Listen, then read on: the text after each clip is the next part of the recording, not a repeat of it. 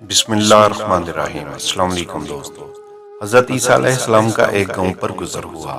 وہاں لوگوں نے کہا کہ یہاں ایک دھوبی ہے، ہمارے کپڑے چرا لیتا ہے، ہم اس سے تنگ آ چکے ہیں، اب وہ کپڑے دھونے گیا ہے۔ حضرت عیسیٰ علیہ السلام نے دعا کی، خدایا اس موذی کو وہیں ہلاک کر دے۔ دھوبی اپنے ساتھ 3 روٹیاں لے گیا تھا۔ ایک فقیر نے اس دھوبی سے کھانا مانگا۔ دھوبی نے ایک روٹی اس فقیر کو دے دی۔ فقیر نے کہا کہ جیسے تو لوگوں کے کپڑے صاف کرتا ہے، خدا تیرے دل کو پاک و صاف کر دے۔ دھوبی نے اس کو ایک اور روٹی دی۔ فقیر نے کہا الہی اس کو سب بلاؤں سے محفوظ رکھنا۔ دھوبی نے تیسری روٹی بھی دے دی۔ فقیر نے کہا خدایا اس شخص کو جنت دے۔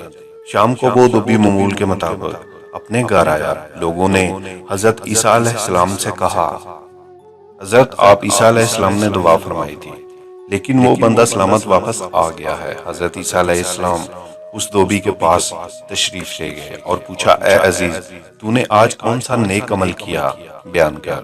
اس نے سب حال بیان کیا۔ حق تعالیٰ نے جبرائیل علیہ السلام کو حضرت عیسیٰ علیہ السلام کے پاس بھیجا اور وحی کی کہ دھوبی سے کہو گٹھر کپڑوں کا کھولے۔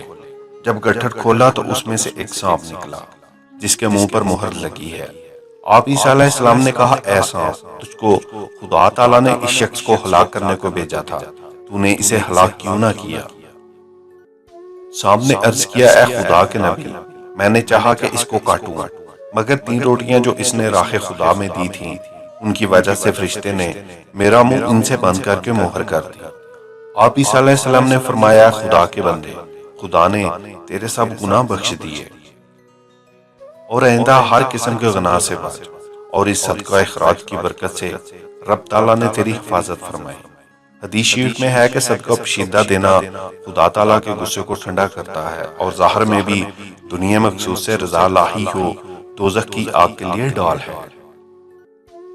سیدنا حضرت علی رضی اللہ تعالیٰ راوی ہیں کہ حضور اقدس صلی اللہ علیہ وسلم نے فرمایا خدا کی راہ میں خرچ کرنے میں جلدی کرو، یعنی موت یا بیماری سے پہلے صدقہ دو، کیونکہ صدقہ دینے سے بلا و مصیبت نہیں بڑھتی، یعنی خدا کی راہ میں خرچ کرنے سے بلائیں ٹلتی ہیں۔